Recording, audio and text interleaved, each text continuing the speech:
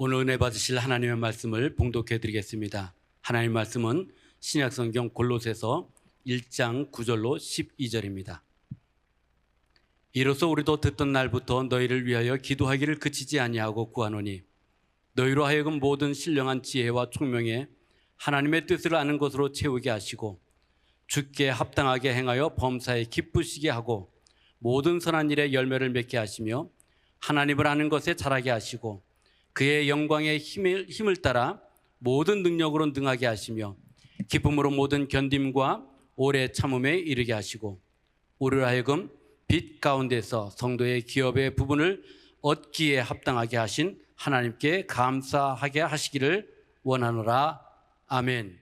우리 감리교회 김정석 감독회장님께서 하나님의 백성이 누릴 기업을 바라보라 하는 제목으로 말씀을 주실 때에 우리 큰 은혜 누리는 시간 되기를 원합니다.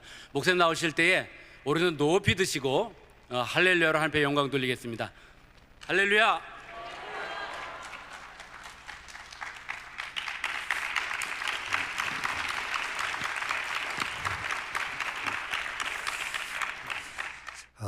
세계 5초에서 복음을 전하시기 위해 수고하신 우리 선교사님들 한 자리에 모여서 함께 다시 한번 하나님의 은혜를 나누며 또 선교지에 서로 아픔과 기쁨을 나누며 또 새로운 소명을 다시 한번 다짐하는 이 자리에 참석한 우리 모든 선교사님들 주님의 이름으로 환영하고 축복합니다. 얼마나 애쓰셨습니까? 얼마나 수고 많이 하셨습니까? 하나님께서 여러분의 노고, 여러분의 헌신, 여러분의 충성 우리 하나님이 하시고 많은 곳으로 갚아주실 줄을 믿습니다. 여기 계시는 동안 위로가 됐으면 좋겠고요, 또 기쁨이 됐으면 좋겠고요, 새로운 힘을 충전받고 돌아가시는 귀한 기회가 되기를 간절히 소망하며 기도하겠습니다. 나보고 설교를 하라고 그랬는데 5시 반까지 순서지에 나와 있더라고요. 시간을 안 지키면 큰일 날 것 같아서 그 다음에 바로 저녁 식사이기 때문에 저녁 시간을 좀 맞춰보려고 해보겠습니다만은 지금처럼 기독교가 도전받는 시기가 없었을 겁니다. 여러 가지 이유가 있지만 대체로 우리가 알고 있듯이 이러한 것들로 인하여 기독교가 도전을 받고 있지요. 다름이 아니라 물질입니다. 우리 교회가 제가 섬기던 교회에서 몽골 선교를 했는데 우리 몽골 선교사님도 계시겠지만 초창기엔 참 복음이 뜨겁게 많이 전파된 것을 보게 됩니다. 근데 딱 국민소득이 5,000불이 넘어가니까 교회에 대한 관심이 없어요. 뭐에 대한 관심이요? 돈 버는 일에 대한 관심.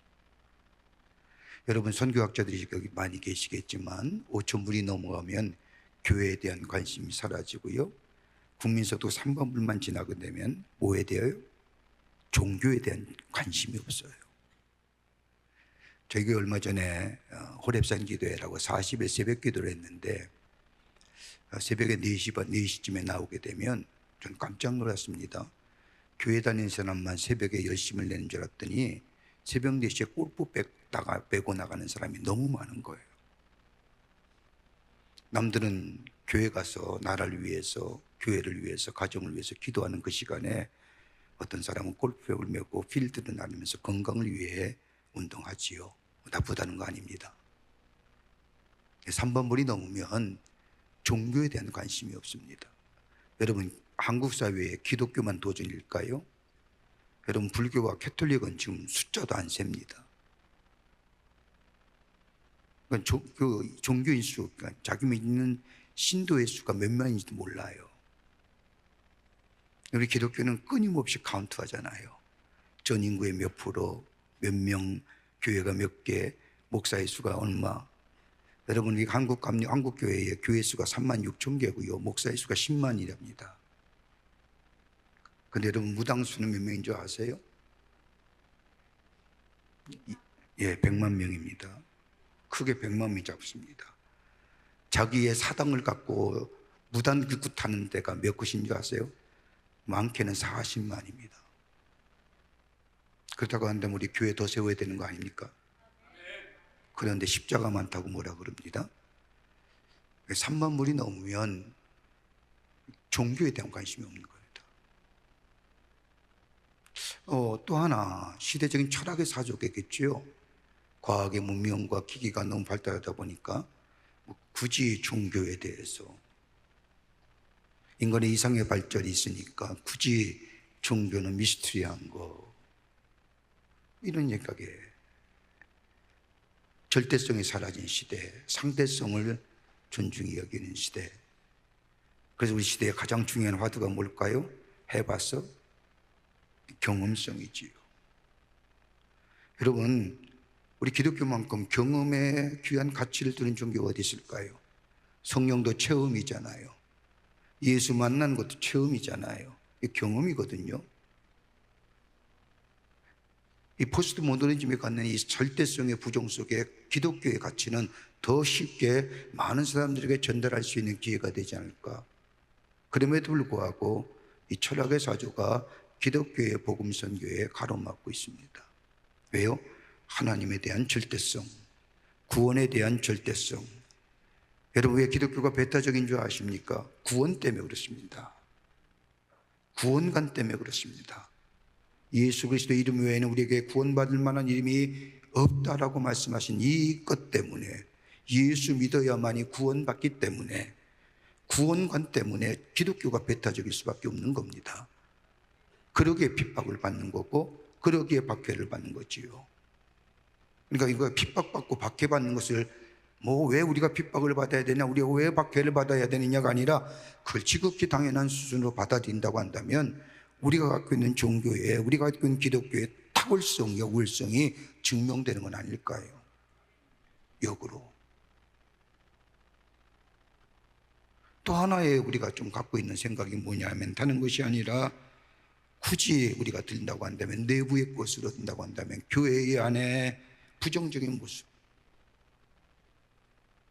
굳이 여러분에게 얘기 안 해도 여러분 다 아실 겁니다. 왜? 우리들이기 때문에, 어떻게 보면 우리들의 모습이기 때문인지도 모릅니다. 또 하나 굳이 우리 안에서의 모습 속에 안에 들다고 얘기할 수 있다고 한다면, 교회의 복음에 대한 야성이 사라집니다. 여러분, 우리가 선교지에 대해서 여러분 다 선교사십니다. 여러분, 우리가 선교지에서 당하는 가장 큰 어려움이 뭘까요? 아마 두 가지로 얘기하실 겁니다. 이거는 레슬리 뉴비긴 얘기한 얘기입니다. 1980년도에 선교적 교회를 얘기했던 사람인데, 영국의 신학자죠. 선교학자 되죠. 하나는 뭐냐면 다른 게 아니라 교회가 복음을 전하는데 그 복음이 그 전하는 대상 속에 어떻게 그들의 문화 속에 뿌리 박힐 수 있을까? 여러분 고민이죠. 이런 고민 안 갖고 복음 전하세요? 내가 전하는 복음이 내가 복음을 전하는 대상에 그 문화 속에 어떻게 뿌리 내릴 수 있을까? 또 하나 고민은 뭐예요? 복음이 진리인데, 모든 민족이나 사람들이 되어야 할 기쁜 소식인데, 이것을 전하는 우리들 복음에 대한 자신감을 어떻게 회복할 수 있을까? 복음을 전할 때마다 수입게 닥치는 도전들, 나로 하여금 절망하게 하고 나로 하여금 좌절하는 것, 이걸 넘어설 수 있는 복음에 대한 자신감을 어떻게 내 안에 가질 수 있을까? 여러분, 우리가 자꾸 이렇게 쉬다 보면 쉬워지잖아요.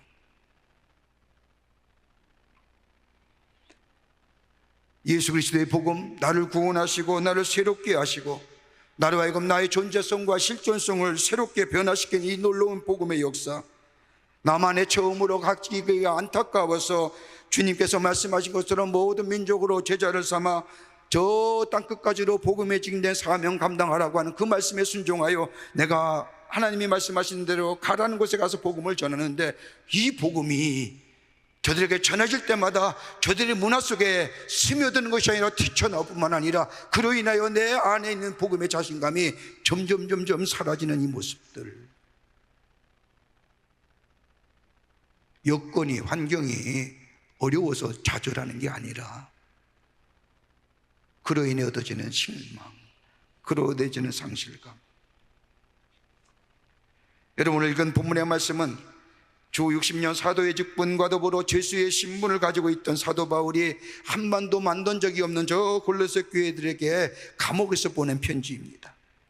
같이 몸이지만 비록 골로새 교회에게 편지하는 것은 저들에게 진리를 전함으로 인하여 그들에게 있어서의 거짓된 교훈에 미혹되지 않기를 간절히 바라는 마음으로 이 바울은 오마이옥 중에서 골로새 교회에게 편지했습니다. 여러분 아시다시피 골로새는 바울이 한 번도 가보지 않는 선교지입니다. 골로새 교회가 세워진 거 아닙니다. 오가는 골로새 교인들이 그 바울의 전한 예배소의 복음을 듣고 그 지역에 가서 모여서 예배드리는데 본격적으로 저 에바브로가 전한 복음을 듣고 교회 공동체가 세웠습니다. 복음의 뿌리가 내려진 역동적인 교회뿐만 아니라 생명적인 믿음을 가지고 있었습니다. 이러한 것에 대하여 바울은 골로새 1장 6절의 말씀을 보면 저 골로새 교회에 복음의 뿌리가 깊게 내린 것에 대하여 칭찬하고 있는 것을 보게 됩니다. 그런데 이러한 골로새 교인들에게 큰 문제가 있었습니다. 다름이 아닌 이단의 사상과 더불어 거짓 사상과 거짓 교사들의 가르침이었습니다. 골로새 말씀에는 저들이 거짓 사상과 거짓 이단 사상, 거짓 교사들의 가르침에 대해서 구체적으로 나와 있지 않지만 1장 6절의 말씀을 보면 너희가 듣고 참으로 하나님의 은혜를 깨달은 날로부터 라고 하는 말씀에 우리가 행간을 잡아보면 아마도 골로새 지역에 거짓 사상과 거짓 교사들의 가르침이 많았음을 우리가 볼 수 있습니다. 지난 주간인가요? 우리 KWM에서 북한 선교에 대한 우리가 잠깐 만나서 우리가 컨퍼런스 세미나 했을 겁니다.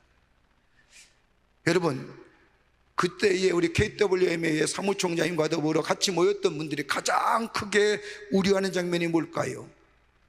여러분 통일은 하나님이 향하실 때에 분명히 우리 가운데 통일이 이루어질 줄 믿습니다. 내일이라도 통일이 돼요.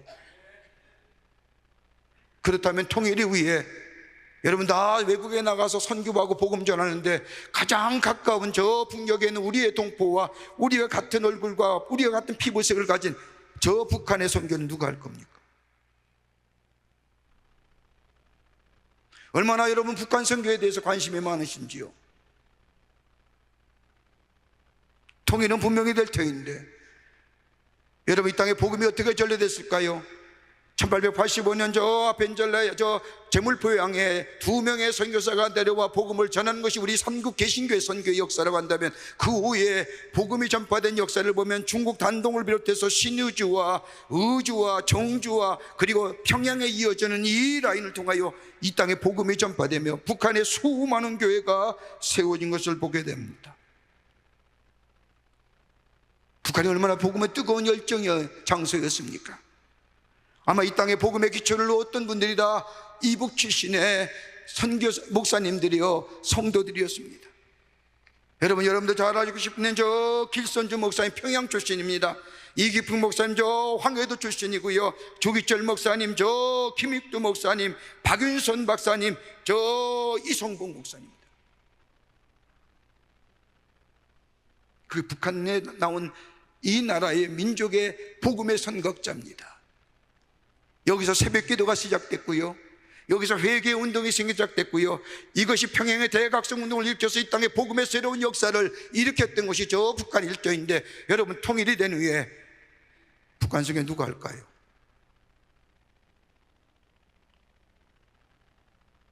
여러분 우리가 제일 걱정되는 게 어떤 장면일까요? 통일이 되면 아마도 이 땅에 있는 거짓 교사들, 거짓 사상들, 우리가 흔히 얘기하는 신천지나 하나님의 교회 사람들이 아마 제일 먼저 올라올 것입니다. 왜요? 그들은 자본이 있고요, 그들은 맹목적인 맹목주의자들 있지 않습니까? 그들이 저 북한 땅을 차지한다고 한다면 우리의 진정한 이 복음은, 우리가 믿는 이 예수 그리스도의 복음은 어떻게 전파할 수 있을까요?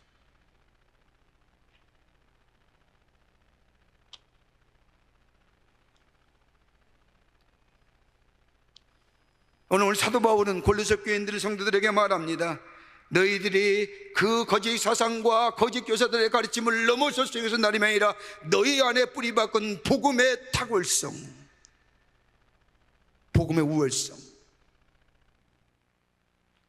더 나아가 복음의 능력을 얘기하면서 거짓 교사들과 더불어 거짓 가르침이 난무하는 시대에 복음을 굳게 지켜 성도의 기업을 얻는 하나님의 사람들이 되기를 간절한 말함으로 기도의 내용으로 쓰여진 말씀이 오늘 골로새 말씀입니다.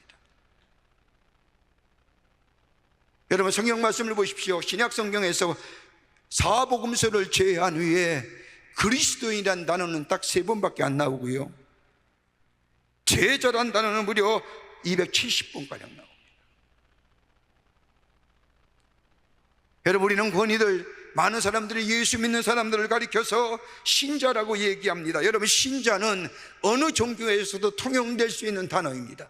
불교를 믿으면 불교 신자요, 유교를 믿으면 유교 신자요, 이슬람 믿으면 이슬람 신자입니다. 그러나 기독교인은 신자가 아닙니다. 여러분, 예수를 믿는 사람들의 단어가 뭘까요? 그리스도인, 예수께 속한 사람, 구체적으로 말한다면 예수의 제자에 대한 삶을 살아가는 사람, 우리의 구원자가 되시는 예수님께 속한 사람으로 새로운 생명의 역사를 매일매일 경험하면서 하는 사람, 이게 누구요? 그리스도인입니다.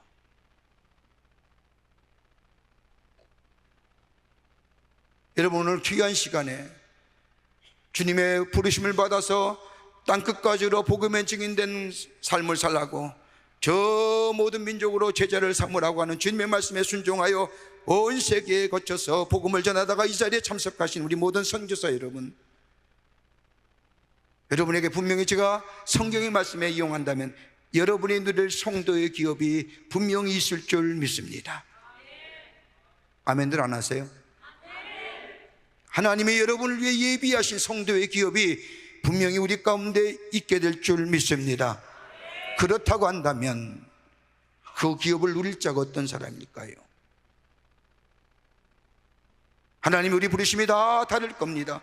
은사가 다르시지 하나님이 우리에게 부어주신 이 귀한 사명들, 내 어떤 자리에 내 어떤 환경에 처했더라도 우리에게 분명히 성도의 기업이, 저 하나님 나라 하나님이 예비하실 우리 성도의 기업이 있을 터인데 그것이 우리의 영광이요, 그것이 우리의 소망일진데 그 기업을 이 땅에 누릴 뿐만 아니라 그 기업을 차지할 하나님의 사람들의 삶의 모습은 어떤 것일까요?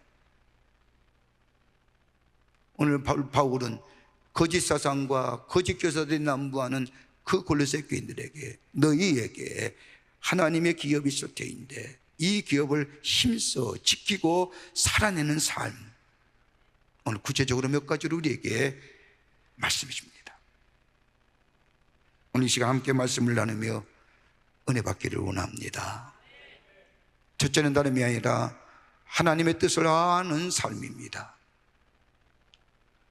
오늘 1장 9절의 말씀을 보면 바울은 저 골로새 교회에 편지하기를 너희를 위하여 기도하기를 그치지 아니하고 구하노니 너희로 하여금 모든 신령한 지혜와 총명에 하나님의 뜻을 아는 것으로 채우게 하시고.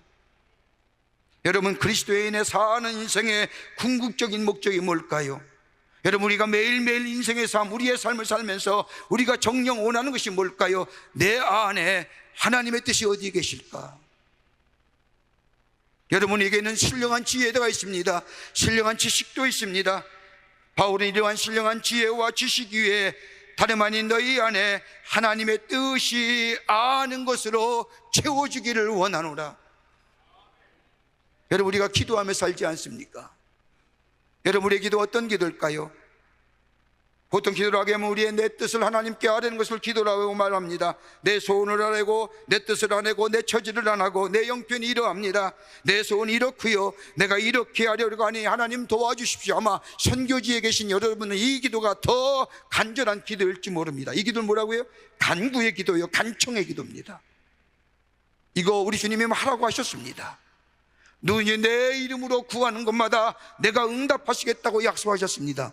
이건 우리의 간절한 기도요, 간청의 기도입니다. 그러나 이것보다 더 한 차원 높은 성숙한 기도가 있다고 한다면 다름이 아니라 하나님의 뜻이 어디에 있는지, 나를 향한 하나님의 뜻이 어디에 있었는지, 하나님이 원하신 뜻을 알게 해달라고 하는 기도. 비록 지금 내가 처하는 그 이 고난과 이 어려움이 있다 할지라도 이 고난과 이 어려움 속에서 정녕 나를 통하여 하나님이 하시고자 하는 하나님의 뜻이 어디에 있는지, 하나님의 뜻을 알고자 하는 거예요. 바울은 너에게 예수 그리스도가 안에 있음으로 인하여 신령한 지혜와 신령한 지식이 있을 터인데 여기 한 가지 더 있기를 원하는 것은 너의 매일매일 삶 속에 하나님의 뜻이 알게 되기를 원하노라고 하는 겁니다. 여러분, 우리가 하나님의 뜻을 알려고 하면 어떻게 할까요? 적어도 두 가지 우리의 삶의 자세가 있을 겁니다. 다름이 아니라 겸손함입니다. 하나님이 알고 계신다고 하는 겸손함 고백이, 나의 형편과 저절을 알고 계신다고 하는 겸손함, 험불한 거지요. 또 하나 있다고 한다면 나의 뜻, 나의 주장을 포기하고 하나님의 뜻을 물을 수 있는 삶. 여러분, 가만 보십시오. 우리 안에 무엇인가 내 안에 가득 차 있다고 한다면 그것이 우리의 삶을 다스립니다. 내 안에 분노가 가득하면요, 분노가 내 삶을 다스리지 않습니까? 내 안에 성공에 대한 열망이 가득하면 그 성공의 열망이 수단과 방법을 가리지 않게 만듭니다. 목적을 정당화시키지 않습니까? 내 안에 무엇을 담고 사느냐? 내 안에 겸손함과 더불어 내 안에 내 주장과 내 뜻을 포기하고 하나님의 뜻을 구하는 삶. 하나님의 뜻이 어디 있습니까? 나를 향한 하나님의 뜻이 어디 있습니까? 라고 묻을 수 있다고 한다면 주님은 우리가 여러분이 말씀하는 것처럼, 여러분이 전하는 것처럼 말씀을 통하여, 내가 기도를 통하여, 내가 강단에서 선보이는 하나님의 말씀을 들을 때에 하나님의 뜻을 발견하게 됩니다. 이게 기도의 응답입니다. 없었던 돈이 생기는 게 아니고요, 건강이 생기고 없던 사람이 오고 가고 하는 말이 아니라, 여러분, 이것만을 위해 기도한다고 한다면 물론 우리의 기도가 되겠습니다만은 이거보다 한참 높은 기도가 있다고 한다면 하나님, 주의 뜻을 가르쳐 주시옵소서라고 하는 겁니다. 여러분, 하나님의 뜻이 어떤 걸까요? 하나님의 뜻을 어떤 식으로 얘기할 수 있을까요? 하나님의 뜻의 성격이 뭘까요? 우리 하나님은 진리의 하나님이세요. 우리 하나님은 의로운 하나님이세요. 우리 하나님은 거룩한 하나님이세요. 그렇다고 하면 하나님의 뜻은 의롭고 진리고 거룩하고 참된 거 아닐까요? 진리가 하나님의 뜻이요, 사랑이 하나님의 뜻이요, 의로움이 하나님의 뜻입니다. 내 안에 하나님 앞에 기도할 때에 하나님의 뜻이 내 안에 임했을 때 그것이 진리냐, 그것이 의로움이냐, 그것이 거룩함이냐. 여러분, 겟세마네 동산에 예수님의 기도를 한번 생각해 보세요. 십자가의 사건을 앞에 두고 주님이 간절히 기도하시지 않습니까? 얼마나 간절히 기도했는지 땀방울이 빗방울이 되도록 기도하셨습니다. 예수님의 기도가 뭡니까? 마지막에 내 뜻대로 하지 마옵시고 아버지의 뜻대로 하옵소서라고 기도하면서 하나님의 뜻을 묻습니다. 그때 하나님의 뜻이 뭐예요? 십자가를 지는 것이 내 뜻이다. 그러면서 그 다음날 겟세마네 동산에 내려오실 때 요한복음 18장 11절의 말씀을 보면 아버지께서 주시는 잔을 내가 마시지 않겠느냐라고 얘기하십니다. 십자가를 짓는 뜻이 하나님의 뜻이요, 죽는 것이 하나님의 뜻이라. 주님은 주의 뜻대로 그 일을 행하시지 않습니다. 그러기에 이 땅에 구원의 역사가 일어나고요, 그 구원이 오늘 우리까지 임한 거. 하나님의 뜻을 알게 해 주시옵소서. 그 뜻을 내가 가르쳐 주시옵소서. 하나님의 뜻을 구하는 것, 그럴 때에 그 뜻을 구하고 그 뜻이 내 안에 주의 뜻이 임하게 돼, 진리의 의로움의 거룩한 것이 내 안에 있어 그 뜻을 받아들여 내 삶 속에 이루어갈 때에 이런 자가 되어 하늘나라의 성도의 기업을 누리는 하나님의 백성이 되는 줄 믿습니다. 두 번째는 범사에 기쁘게 사는 삶입니다. 오늘 1장 10절의 말씀을 보십시오. 바울은 저 에베소 교회 편지하기를 주께 합당히 행하여 범사에 기쁘게 하고, 이 말씀은 다름이 아니라 모든 환경에서 기쁘게 해달라는 겁니다. 여러분, 영어 성경에 보면 all circumstance입니다. 모든 환경, 여유롭고 편하고 넉넉해서의 기쁨으로 받아들이는 건 누구나 할 수 있는 일입니다. 내용이 바울은 저 골로새 교회 형제들에게 모든 것에 기쁘게 해달라는 것, 가난하거나 부하거나 병들었거나 건강하거나 잘못되었거나 잘되었거나 모든 경우에서 기쁘게 해달라는 겁니다. 여러분, 우리들의 제자들에게 다른 것과 다른 것이 있다고 한다면 뭘까요? 모든 것이 하나님께 기쁨이 돌아가는 삶. 내가 수고하여도 하나님의 기쁨이 될 수 있다고 한다면, 내가 고난 중에 있다 할지라도 하나님께 기쁨이 돌아갈 수 있다고 한다면, 하나님께 기쁨이 될 수 있다고 한다면 내가 만족한다고 하는 것이 우리들의 신앙 고백 아닐까요? 그러기에 여러분의 선교제 그 어려움도 마다하는 거 아닐까요? 근데 이 말씀은, 10절의 말씀은 별개의 말씀이 아니라 9절 말씀과 연결되어 있습니다. 골로새 1장 9절의 말씀을 보면 하나님의 뜻을 아는 것과 연결되어 있는 말씀입니다. 다른 말로 말하면 하나님의 뜻을 알게 될 때에 그 모든 일을 기쁘게 받아들이게 해달라는 겁니다. 내가 원치 않든 원하든, 내가 가고 싶지 않지만 주님이 가라기에, 그것이 주님의 뜻이기에 그것조차 기쁘게 받아들이는 것. 마치 바울이 소아시를 건너서 저 비두니아를 거쳐서 소아시에가 복음을 전하려고 할 때에, 성령이 막으실 때에 바울은 준비했던 것을 다 내려놓고 성령을 쫓아 저 유럽의 간문인 마게도냐를 거쳐 예수 그리스도의 복음을 전한 것처럼 그 길이 비록 처음 간 일이 할지라도, 고난의 길이라 할지라도 그것이 주의 뜻이라고 한다면 기쁘게 받아들이는 자.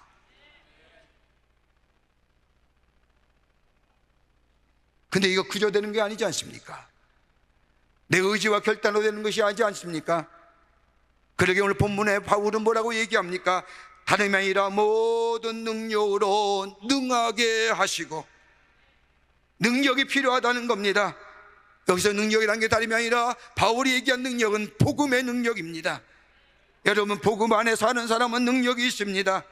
예수 그리스도의 복음을 가지고 사는 사람에는 능력이 있습니다. 여러분, 가만 보십시오. 우리의 삶의 고통과 아픔과 괴로움, 뭘로 능력을, 어떤 능력으로 이길 수 있을까요? 십자가의 능력 아닐까요?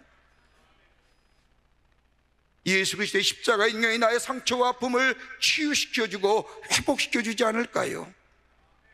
내가 곤고하고 힘들다 할지라도 이 곤고함과 이 어려움을 이겨낼 수 있는 능력은 다름이 아니라 예수 그리스도의 십자가의 능력으로 우리 가운데 있게 될 때에 이 고난과 이 환난과 이 어려움을 능히 이겨내지 않을까요? 이 복음의 능력, 이 복음이 내 안에 있을 때에, 예수 그리스도가 내 안에 계실 때에 우리 안에 능력의 역사가 일어납니다. 용서할 수 없지만 용서할 수 있는 능력, 분노를 다스릴 수 없지만 분노를 다스릴 수 있는 능력, 다른 사람을 긍휼히 여길 수 있는 능력. 여러분, 가만 보십시오. 저 사도행전 3장의 말씀을 보면 베드로가 저 성전 미문에 앉아있는 안진뱅이를 향하여 내게 은과 금이 없거나 나사렛 예수 이름으로 명하노니 일어나 걸으라 할 때에 그 놀라운 역사가 일어나는 역사가 어떻게 일어났을까요? 예수의 이름의 능력입니다. 여러분, 예수의 능력이 왜 베드로의 입에서 성전 미문에 앉아있는 안진뱅이를 향하여 전파됐을까요? 베드로가 예수 그리스도의 이름의 능력을 통하여 상처가 치유되고 새롭게 된 역사를 경험했기 때문에 예수의 능력이야말로 일어나는 역사가 일어날 것이고 새롭게 하는 역사가 있게 될 것이라고 하는 자신의 삶의 체험에 안전병을 향하여 나도 그렇게 경험했으니 너도 그렇게 경험하라고 외쳐진 것이 예수의 이름으로 명하노니라고 하는 겁니다.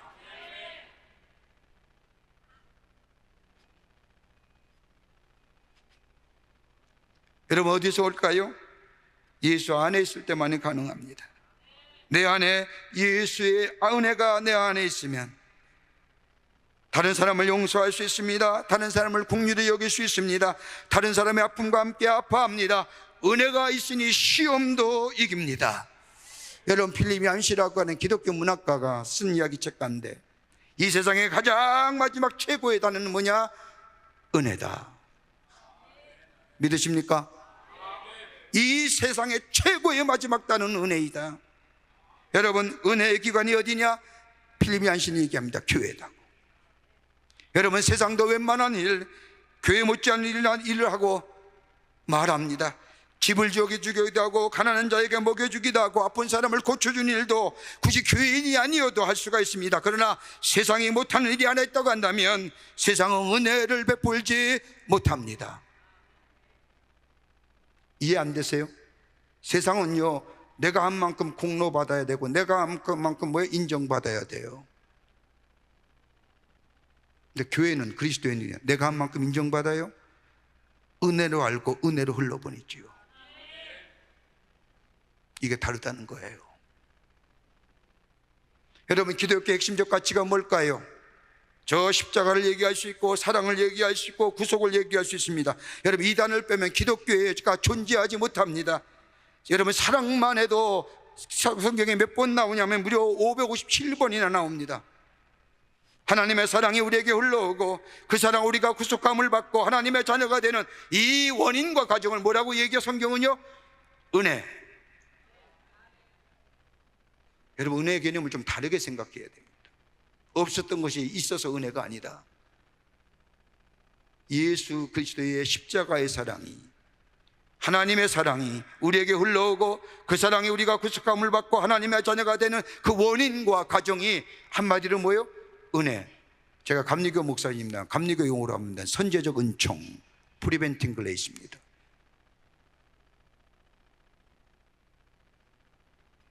여러분, 은혜가 없으면 하나님의 사랑도 값없이 조건 없이 우리에게 올 수가 없고 믿음으로 구원을 얻는다는 이 신칭의도 성립이 어느 안 되면 오늘의 나 되면 하나님의 은혜라고 고백되어진 것이다. 은혜가 없으면 거짓입니다. 그러게 은혜라는 단어가 신약 성서에 무려 290번 나옵니다. 은혜가 내 믿음의 동력이 되어야 합니다. 믿음이 좋고 봉사도 많이 하고 그 가운데 그러나 은혜가 사라지면 자신의 공로나 자신의 의름을 자랑하게 됩니다. 여러분, 유대인 보십시오. 유대인은 하루에 일주일에 2번 금식합니다. 그리고 11조 합니다. 엄격한 안식을 지키며 먹을 음식과 금지된 음식을 철저하게 구분합니다. 그런데 그들에게 기쁨이 있을까요? 기쁨이 없는 겁니다. 은혜가 없으니까. 은혜가 없으니까 뭐예요? 형식만 남은 겁니다. 죄송합니다. 여러분의 선교지 드라이 하십니까? 드라이 하십니까?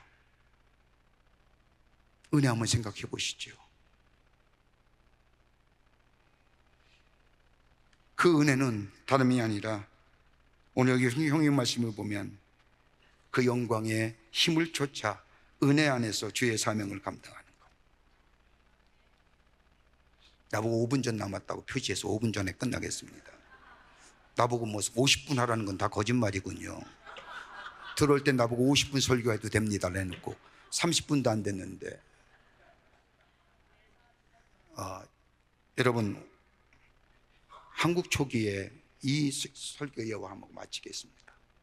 한국 초기에 한 사람의 변화된 이야기가 있습니다. 문순택 교수가 쓴 성자의 지팡이라는 소설 가운데 이 소설을 실화로 바탕한 소설로 소설의 주인공이 광주 최초의 기독교 신자이며 광주 최초의 목사였던 오방 최웅종 목사님, 여러분 아십니까? 1940년 12월 1904년 12월 매서운 겨울바람이 불던 어느 날 목포에서 광주로 오는 길목에 두 사람이 한 사람을 기다리고 있었습니다. 두 사람 가운데 한 사람은 김윤수 집사님이고 다른 한 사람은 김윤수 집사보다 나이 어린 최홍종이라는 사람입니다. 이분은 목포에서 의료 선교를 하다가 저 광주에서 선교하시던 오엔 선교사가 병들었다는 이야기를 듣고 저 목포에서 의료 선교하는 포사이트 선교사님이 오엔 선교사님을 방문한다는 이야기를 듣고 이 포사이트 선교사를 기다리는 중이었습니다. 그날은 아직 몹시 추웠고 눈이 내리고 바람이 심하게 불었습니다. 선교사님을 만나 나기 위해 선교사를 태우고 광주로 오는 길에 폐허가 되어 마치 흉가처럼 되어본 집을 지나는데 그 안에서 소리가 들립니다. 나 좀 살려주시오. 나 좀 살려주시오.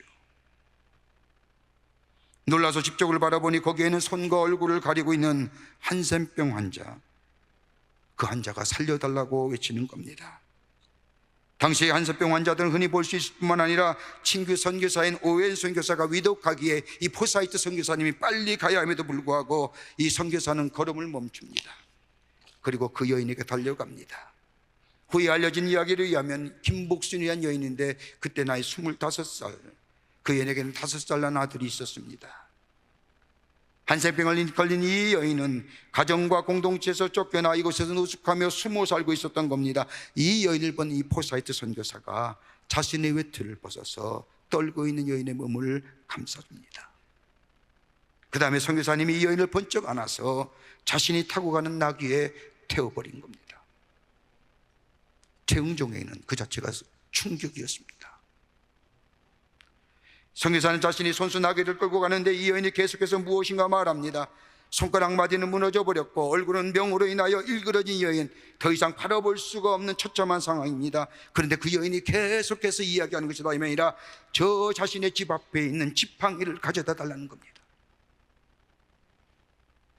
포사이트 선교사는 이 최응종에게 이야기합니다. 형제요, 저 지팡이를 가져다가 이 여인에게 가져다 주시오.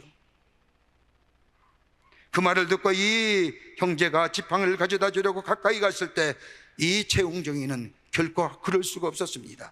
지팡이에는 여인이 흘린 고름과 핏덩어리가 지팡이 위에 더덕더덕 묻혀 있는 겁니다.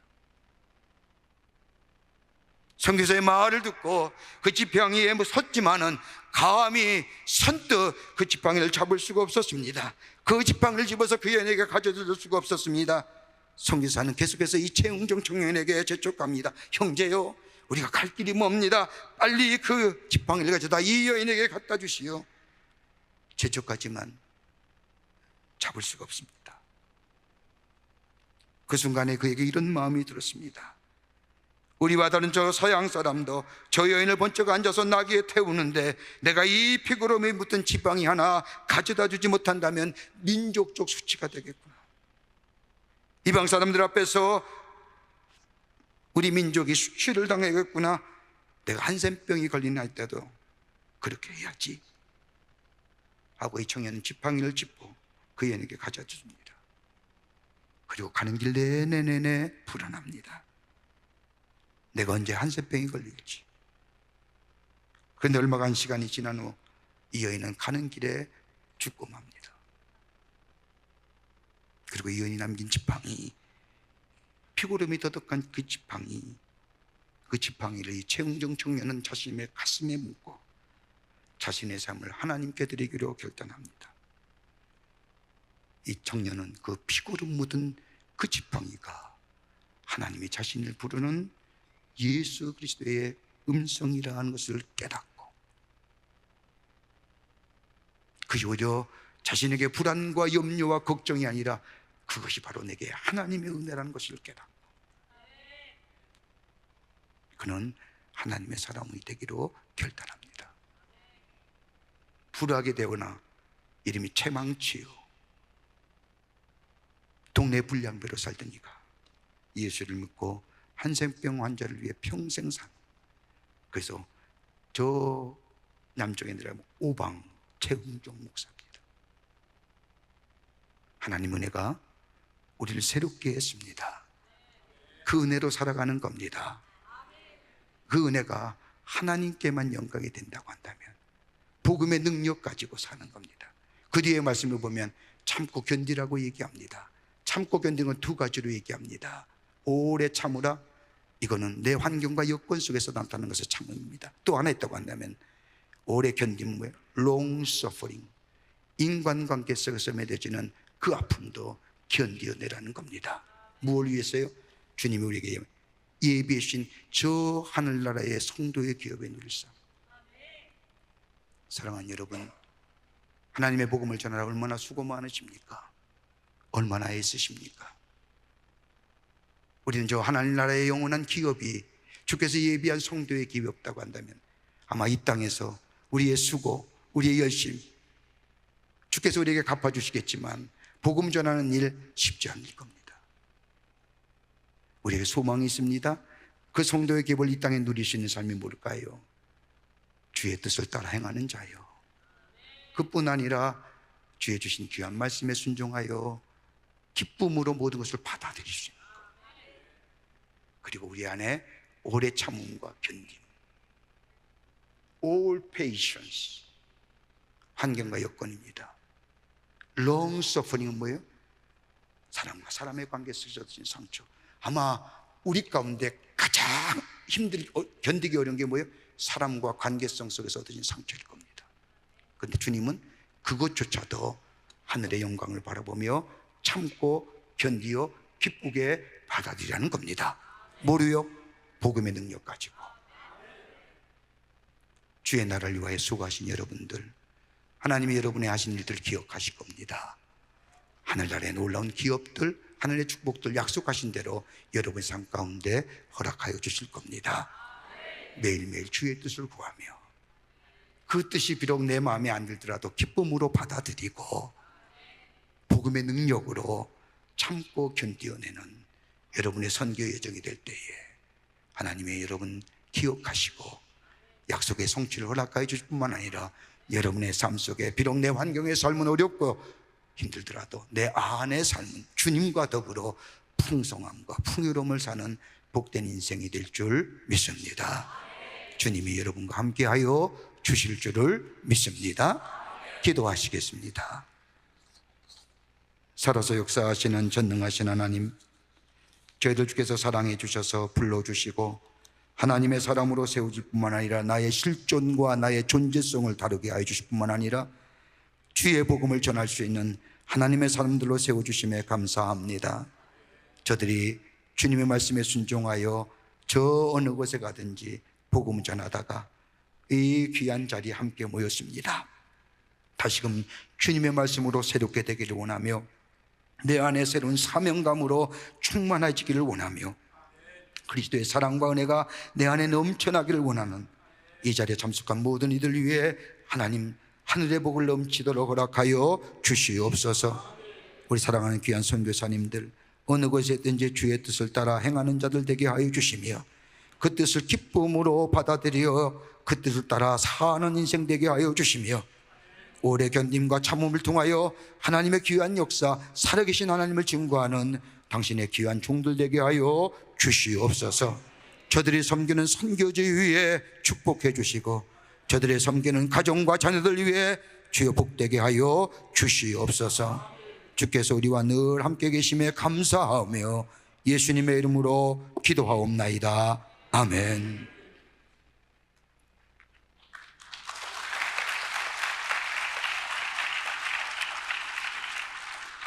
예, 오늘 처음으로 우리에게 주신 귀한 말씀 우리가 마음에 기억하면서 늘 주님 앞에 더욱더 충성된 우리가 되기를 원합니다.